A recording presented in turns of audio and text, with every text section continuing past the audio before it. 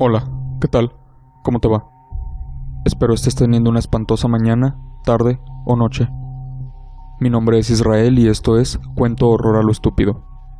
Una sección de historias macabras para celebrar las fechas del año cuando el miedo está en su auge, donde cada episodio tendrá algún tema, autor o cuento específico con un enfoque tenebroso. El episodio de hoy es La Squaw. Bram Stoker es recordado por ser el creador de uno de los monstruos clásicos más conocidos en la historia. Pero más allá de Drácula, Bram escribió otros clásicos que no deberían ser opacados por su trabajo más famoso. Un gran ejemplo de eso es el cuento de hoy, La Squaw.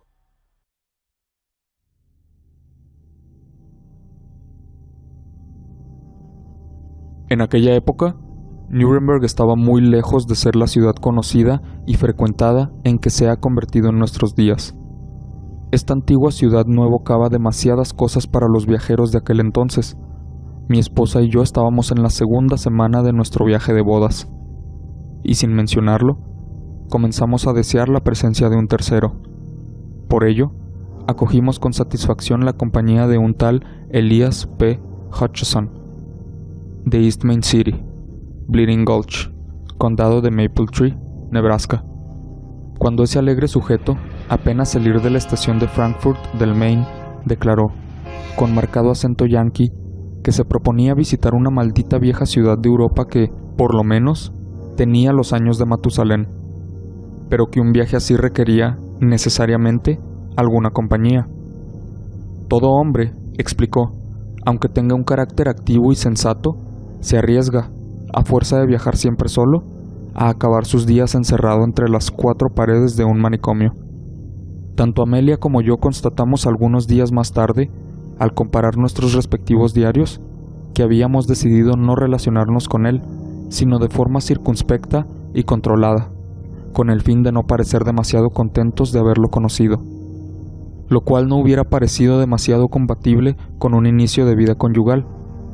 Pero, por muy laudable que fuese, esta resolución quedó en agua de borrajas, por el hecho de empezar a hablar los dos, al interrumpirnos los dos al mismo tiempo, y luego volver a empezar a hablar los dos al mismo tiempo.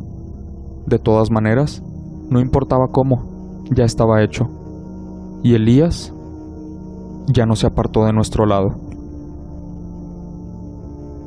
Amelia y yo sacamos de ello un buen beneficio. En vez de pelearnos, como habíamos estado haciendo, descubrimos que la influencia restrictiva de una tercera persona era tal que ahora aprovechábamos todas las oportunidades para besarnos por los rincones. Amelia afirma que, desde entonces, y como resultado de esa experiencia, aconseja a todas sus amigas que lleven a un amigo en su luna de miel. Bien, hicimos Nuremberg juntos, y nos lo pasamos muy bien con la sabrosa forma de hablar de nuestro nuevo amigo del otro lado del Atlántico, el cual, tanto por sus pruebas de ingenio como por los alucinantes relatos de sus aventuras pasadas, parecía salido directamente de alguna novela picaresca. Habíamos decidido reservar como plato fuerte la visita al castillo imperial de Nuremberg, el Kaiserburg, y el día prefijado para la visita rodeamos la muralla exterior de la ciudad por su lado este. El Kaiserburg se alza sobre una escarpada roca que domina la ciudad.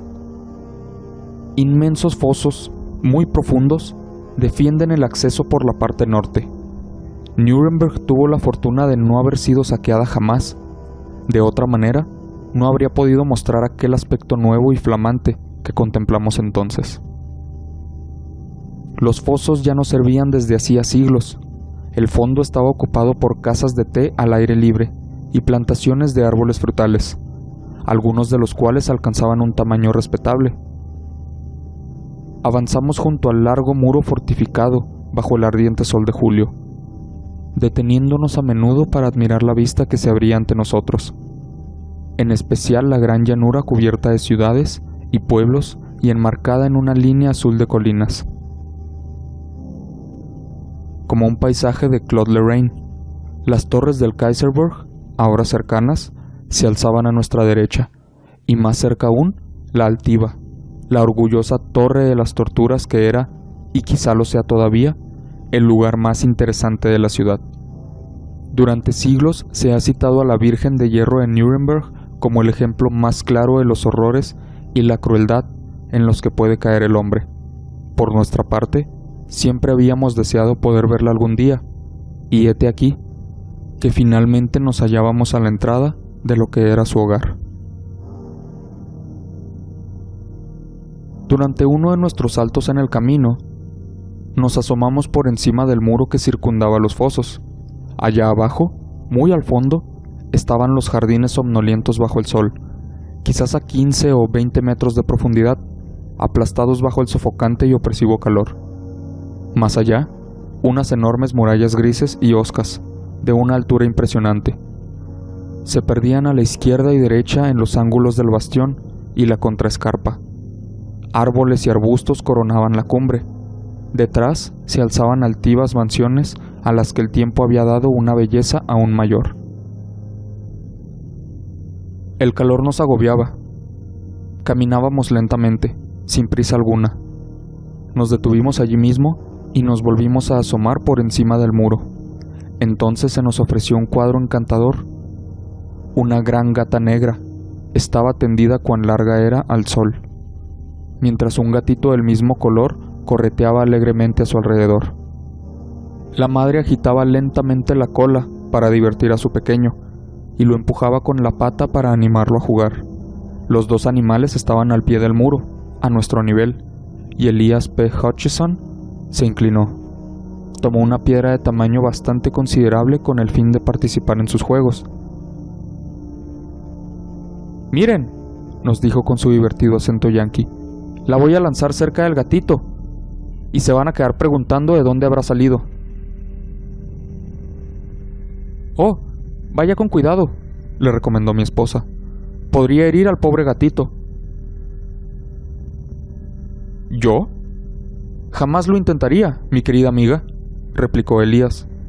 «Tengo un corazón tan tierno como un cerezo de New Hampshire. Por Dios, tengo tan pocas intenciones de dañar a ese hermoso animalito como de arrancarle la cabellera a un niño de teta. Por lo demás, no hay ningún peligro. Mire, podría apostar lo que quisiera, hasta sus medias de fantasía, a que no voy a fallar. Fíjese, la voy a lanzar un poco hacia un lado. Así». Dicho esto, se inclinó hacia adelante, extendió el brazo y lanzó la piedra.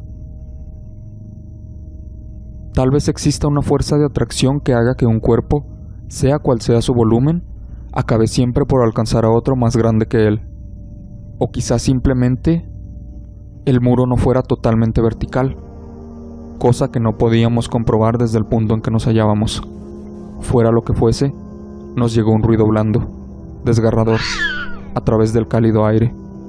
La piedra acababa de dar de lleno en la cabeza del gatito y le había reventado el cráneo. La gata negra lanzó una rápida mirada en nuestra dirección y vimos sus pupilas verdes y llameantes fijarse intensamente en Elias P. Hutchison. Luego, se volvió hacia el cuerpecillo tendido junto a ella, cuyas patitas todavía se agitaban imperceptible, presas de convulsiones, mientras un hilillo de sangre brotaba de la herida abierta. Entonces, con un sollozo ahogado, casi humano, se inclinó sobre el gatito, ahora inerte, y se puso a lamerle gimoteando la herida. De pronto pareció darse cuenta de su muerte, y una vez más, alzó su mirada hacia nosotros. Una mirada que nunca voy a olvidar. Tal era el odio que de ella se desbordaba. Un fuego enconado ardía en el fondo de sus ojos verdes. Sus dientes blancos y agudos parecían brillar bajo la sangre que manchaba sus labios y bigotes, y esos dientes rechinaban, mientras el animal descubría y alargaba unas enormes uñas afiladas. De pronto saltó desesperadamente hacia el muro para intentar alcanzarnos, pero no lo logró, y volvió a caer sobre el pequeño cadáver. Cuando se volvió a alzar, todavía nos pareció más horrible. Tan pegajoso estaba su pelo oscuro por la sangre y los sesos. Amelia se desvaneció. Fue preciso que la transportase hasta un banco próximo, bajo la sombra de un plátano, donde recobró lentamente el conocimiento. En ese momento regresé junto a Hutchison que, inmóvil de pie, observaba a la enfurecida gata. Vaya, por Dios, exclamó al ver que me acercaba. No creo haber visto un aspecto más feroz que el de esa bestia, excepto en cierta ocasión, en una india de la tribu de los apaches, una squaw, como las llaman ahí. Recuerdo cuando la squaw apache tuvo entre sus manos a un mestizo al que llamaban Astillas, para vengarse de lo que éste le había hecho al papús, o sea, al niño de esa squaw, al que había raptado en una correría, para vengarse a su vez de la forma en que los apaches habían aplicado la tortura del fuego a su madre. La india estuvo mirando lo que le hacía el mestizo a su papús, como si no quisiera olvidar un solo detalle. Persiguió a Astillas durante más de 3 años, hasta que al final los bravos de su tribu lo atraparon y se lo entregaron. Dicen que ningún hombre, blanco o indio, ha tardado tanto en morir bajo las torturas apaches. La única vez que la vi sonreír fue cuando la eliminé. Llegué a su campamento justo cuando Astillas exhalaba su último suspiro, y les aseguro que a él tampoco le supo mal morir. Era un tipo demasiado duro, y yo nunca le había mostrado ninguna amistad después de lo del crío indio, pues había sido una gran canallada. Y eso que tenía todo el aspecto de un hombre blanco, pero pagó su deuda hasta el último centavo, y más aún, con creces. Lo único que pude hacer con él fue conservar un trozo de su piel, ya que lo habían despellejado totalmente, y mandar que me forraran una agenda con ella. Aquí está, dijo, palmeándose el bolsillo del chaleco. Mientras hablaba, la gata trataba de alcanzar frenéticamente la parte alta del muro. Primero tomaba un impulso y luego saltaba, llegando a veces a una altura sorprendente, aunque siempre volvía a caer del fondo. No parecía importarle, volvía a intentarlo con creciente ardor. Hutcheson era un buen muchacho. Tanto mi mujer como yo nos habíamos fijado en la amabilidad con que trataba tanto a personas como a animales, y parecía sinceramente entristecido por el estado de furor en que veía a la gata. Lamento mucho no poder hacer nada, dijo. Pobre animal, parece tan desesperado. Mira, no es culpa mía, ha sido un accidente. Y todo esto no te devolverá a tu pequeño. Lo lamento. Nunca hubiera deseado que sucediese tal cosa, ni siquiera por un fajo de billetes. Espero, coronel. Una de sus diversiones habituales era la de atribuirnos títulos imaginarios. Que su esposa no esté demasiado irritada conmigo por este desgraciado incidente. La culpa no es mía, y no se puede llegar a imaginar hasta qué punto lo lamento. Se aproximó a Amelia y se deshizo en excusas. Ella lo confortó, asegurándole que nunca había dudado de que se tratase de un accidente. Luego regresamos al muro para ver lo que hacía la gata. Esta, al no ver a Hutcheson, se había quedado al acecho, al borde del foso, dispuesta a abalanzarse de nuevo. En cuanto lo vio, saltó con un furor ciego que hubiera parecido risible en otras circunstancias. Ya no trataba de alcanzar la parte alta del muro, simplemente se limitaba a lanzarse hacia Hutcheson, como si la violencia de su odio, prestándole alas, pudiera permitirle franquear aquella gran distancia que los separaba. Amelia, con el infalible instinto de su sexo, se dio cuenta de inmediato del peligro. «Tenga cuidado», le dijo Elías, con voz inquieta, «porque es seguro que, si estuviera aquí, ese animal trataría de matarlo. La muerte brilla en sus ojos». «Perdóneme, mi pequeña amiga», replicó Hutcheson con una carcajada, «pero no puedo parar de reírme. Es demasiado divertido. Yo, que he cazado al oso pardo y al indio, ¿quiere que tenga cuidado de una gata?» Cuando el animal oyó las risas, interrumpió sus intentos. Fue a sentarse lentamente junto al cadáver de su pequeño, y comenzó a lamerlo como si aún estuviera vivo. «Ahí tienen», dije, «los resultados de la acción de la voluntad de un hombre fuerte. La misma gata, a pesar de su furor, ha reconocido a su dueño y se inclina ante él». «Exactamente igual que un squaw», fue el único comentario de Elías P. Hutcheson mientras reemprendíamos nuestro camino a lo largo de los fosos. De vez en cuando nos volvíamos para mirar por encima del muro y, cada vez, veíamos a la gata que nos seguía. A veces regresaba al lado del pequeño cadáver, pero como la distancia no dejaba de aumentar, lo tomó en su boca, y así nos siguió, Sin embargo, al cabo de un tiempo lo abandonó, pues la vimos seguirnos sola. Evidentemente había escondido el cadáver en alguna parte. La alarma de Amelia empezó a crecer ante la persistencia de la gata, y más de una vez repitió su advertencia, pero el americano se reía siempre, divertido, hasta que finalmente, viendo que comenzaba a estar preocupada, le dijo: «Le aseguro, señora, que no debe asustarle a esa gata. Soy un hombre prevenido, puede estar segura». Y se palmeó el bolsillo de la parte trasera de su pantalón, donde siempre llevaba una pistola. «Vaya, antes que seguir viéndola preocupada, estoy dispuesto a matar de un tiro a ese animalillo, aquí mismo, y arriesgarme a que la policía se mezcle en los asuntos de un ciudadano de los Estados Unidos, por llevar un arma sin permiso». Mientras hablaba, miró por encima del muro, pero la gata, al verle, se retiró con un gruñido y se ocultó en un macizo de flores. «Vaya por Dios», dijo Hutchison. «Ese animal tiene más sentido común que el que poseen la mayoría de cristianos. Supongo que ya no la veremos nunca más. Les apostaría cualquier cosa a que va a buscar a su cría para hacerle un hermoso entierro». Amelia no dijo nada más, por miedo a que en un erróneo acto de amistad hacia ella cumpliese su amenaza de matar a la gata. Así que proseguimos nuestro camino, y cruzamos el pequeño puente de madera que llevaba a la puerta, en la cual se iniciaba la empinada senda, enlosada entre el Kaiserburg y la pentagonal Torre de las Torturas. Mientras cruzábamos el puente, vimos de nuevo a la gata debajo de nosotros. Cuando nos vio, su furia pareció ganarla de nuevo, e hizo frenéticos esfuerzos por escalar la pared vertical. Hutchison se rió al verla y le dijo: «Adiós, vieja amiga. Lamento haber herido tus sentimientos, pero ya se te pasará el enfado. ¡Hasta otra!». Y atravesamos la alta y oscura arcada, y llegamos a la puerta del Kaiserburg. Cuando salimos de nuevo, tras nuestra exploración de aquel hermoso lugar antiguo, que ni siquiera los bien intencionados esfuerzos de los restauradores góticos de hace 40 años habían logrado estropear, pese a que esta restauración era de un blanco brillante, parecíamos haber olvidado por completo el poco placentero episodio de la mañana. El viejo tilo, con gran tronco retorcido por el paso de casi 9 siglos, profundo pozo excavado en el corazón de la roca por aquellos cautivos de la antigüedad, y la hermosa vista desde las murallas de la ciudad en las que oímos, durante casi un cuarto de hora, el sonido de los múltiples carillones. Todo había contribuido a borrar de nuestras mentes el incidente del gatito muerto. Éramos los únicos visitantes que habían entrado aquella mañana en la Torre de las Torturas. Al menos eso es lo que nos dijo el viejo guardián.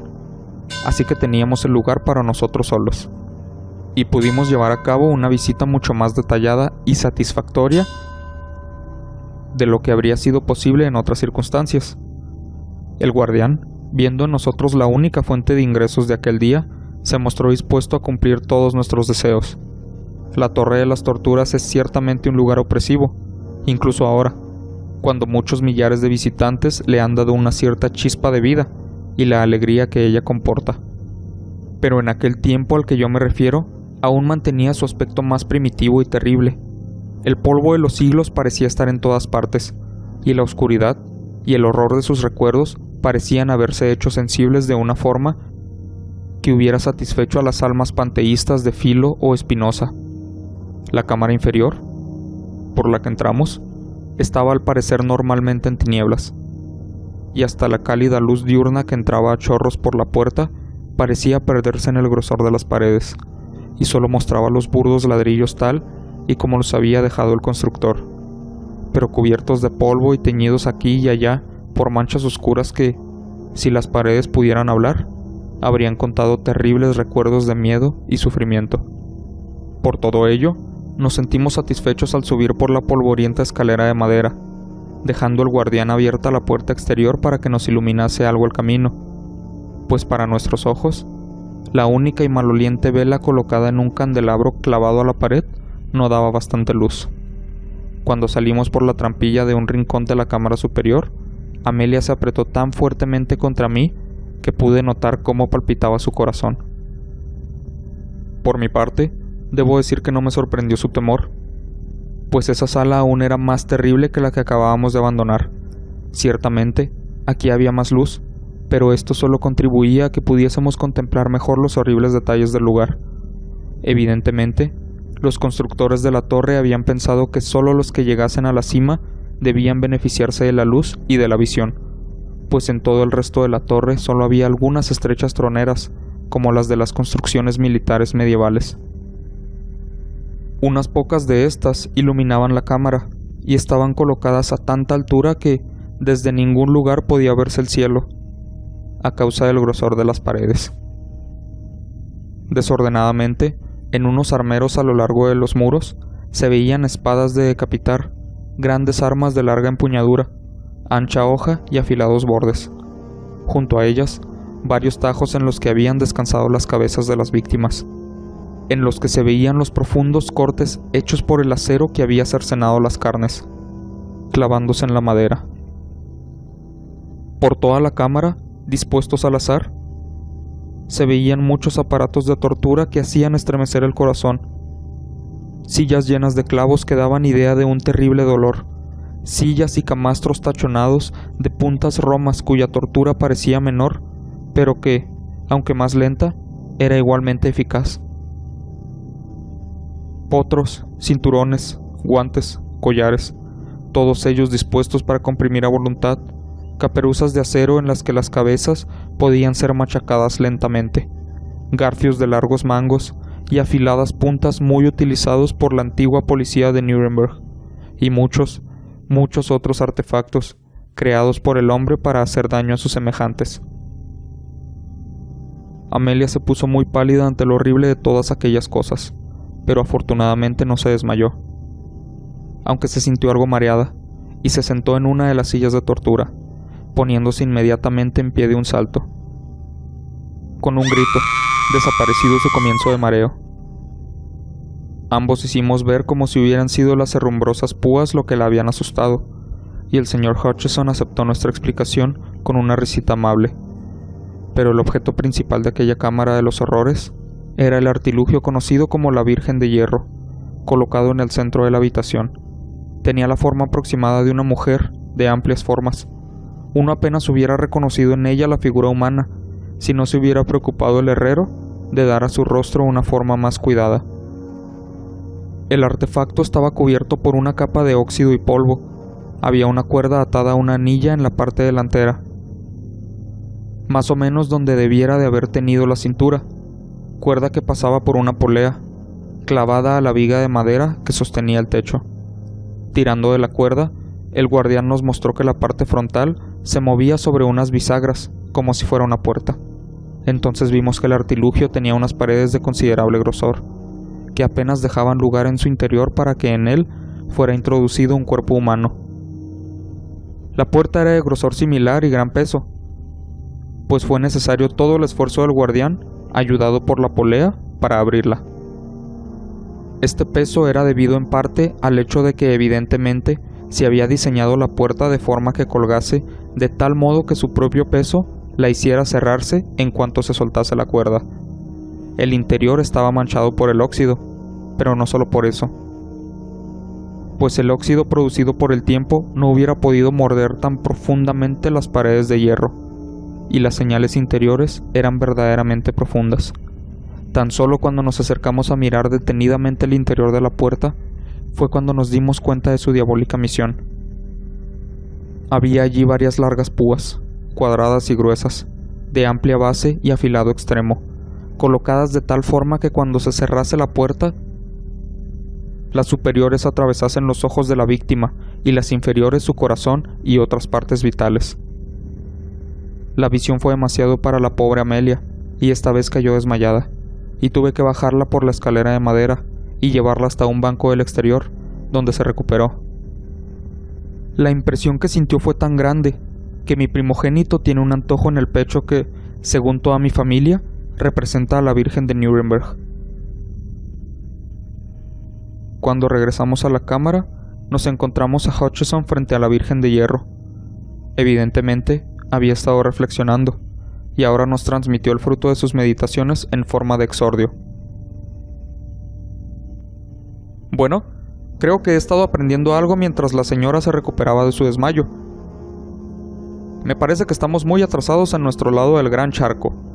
Allá en las llanuras solíamos pensar que los indios nos daban lecciones, en lo referente a cómo hacer que un hombre se sintiera mal, pero me parece que sus defensores de la ley y el orden medievales los superaban absolutamente. Los apaches saben hacer muy bien las cosas, pero esta jovencita de aquí les tenía ganada la mano. Las puntas de estas púas aún siguen estando bien afiladas, aunque los bordes estén embotados por lo mucho en lo que se clavaron. Sería una buena cosa que la Oficina de Asuntos Indios se hiciese con unos cuantos ejemplares de este juguetito, para llevarlos a las reservas. Esto iba a meter en cintura a los bravos, y también a sus squaws, mostrándoles cómo la vieja civilización todavía tiene mucho que enseñarles. Francamente, me gustaría entrar un momento en esa caja para ver lo que se siente.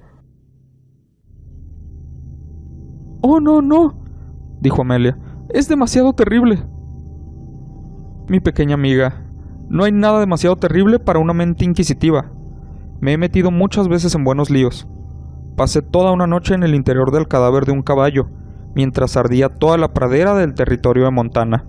Y en otra ocasión, dormí en el interior de un búfalo muerto, cuando los comanches estaban en el sendero de la guerra, y no me quedaba otro remedio, si es que no quería hacer compañía al animal. He pasado 2 días en un túnel derrumbado, en la mina de oro de Billy Bronco, en Nuevo México, y fui uno de los 4 que permaneció encerrado durante las 3/4 partes de un día en la campana estanca, que rompió las amarras cuando estábamos excavando los cimientos del puente de Búfalo. No me he dejado perder ni una sola sensación extraña hasta ahora y no pienso perderme de esta.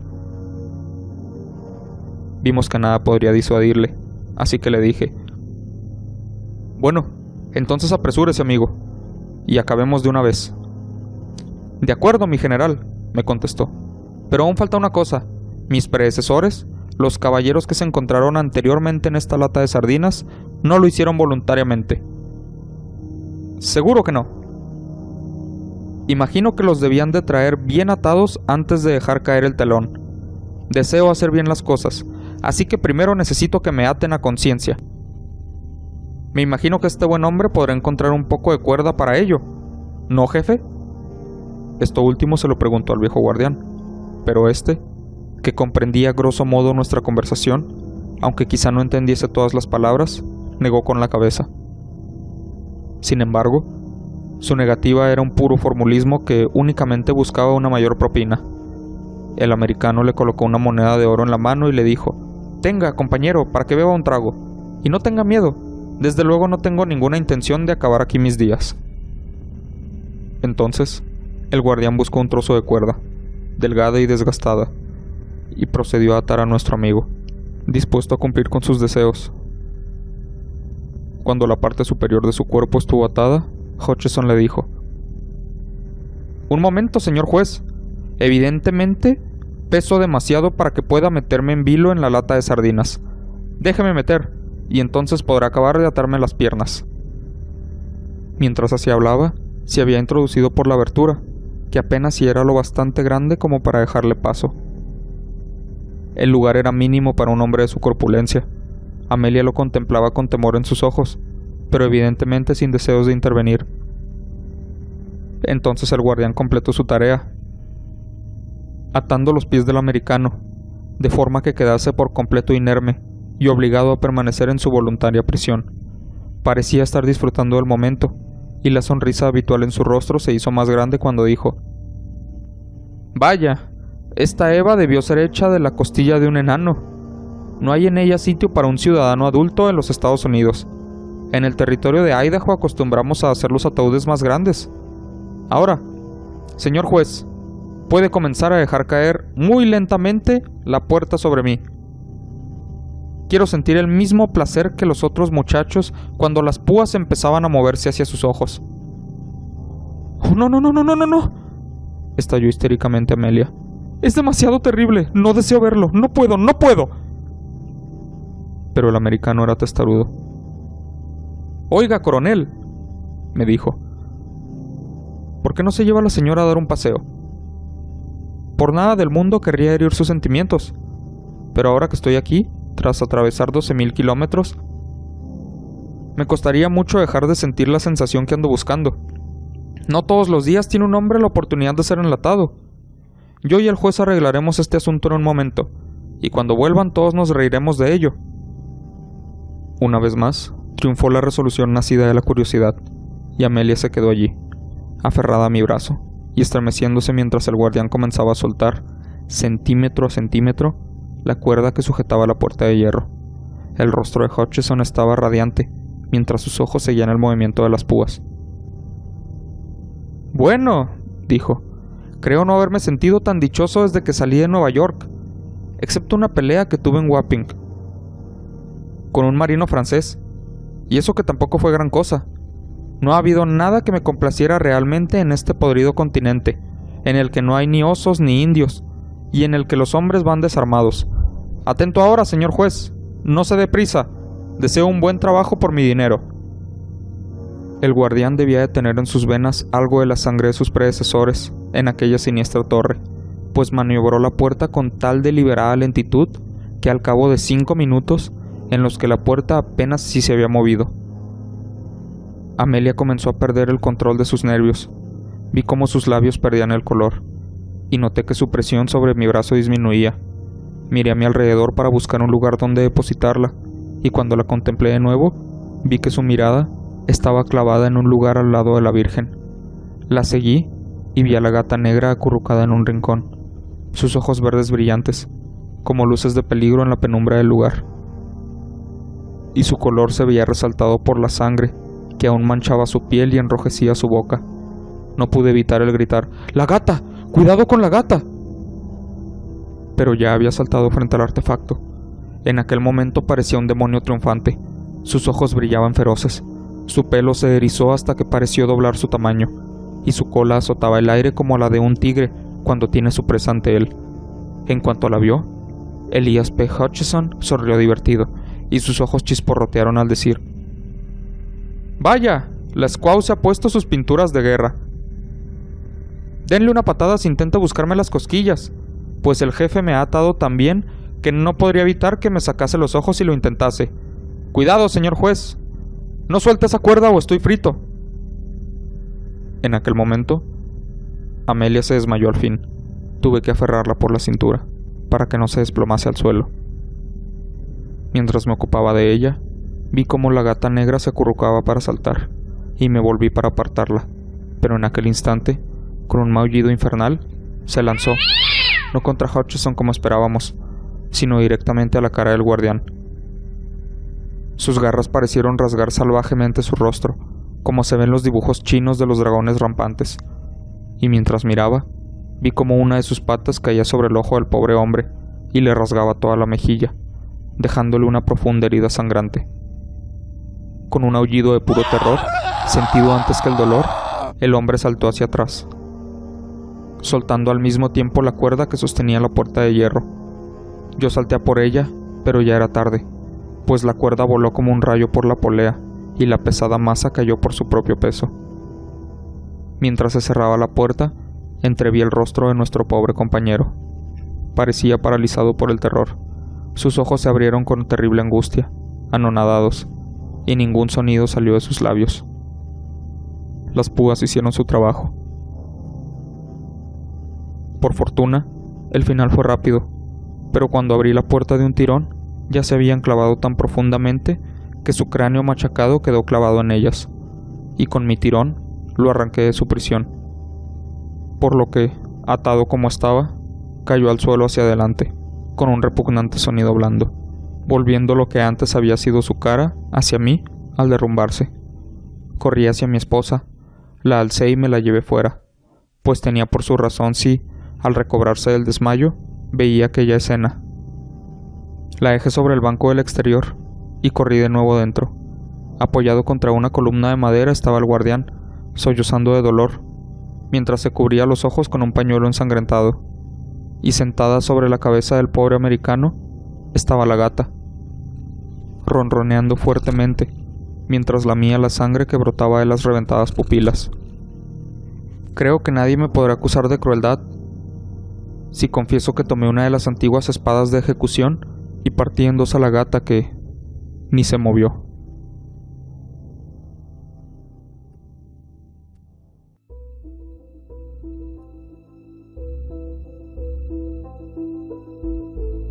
Así es como llegamos al final de La Squaw. Bram Stoker tiene muchas historias. Probablemente esta no sea la única ocasión en que hable de su obra, pero siendo la primera, quise hablar de un cuento especial que disfruté mucho cuando conocí, y espero lo hayas disfrutado tanto como yo. En caso de que sí, te invito a seguirme en mis redes sociales como @chalepodcast si quieres estar al tanto de los siguientes episodios y de más información respecto al podcast. Mi nombre es Israel y esto fue Cuento Horror a lo Estúpido, uno de los grandes cuentos de Bram Stoker. Espero lo hayas disfrutado. Muchas gracias por escucharme y hasta la próxima.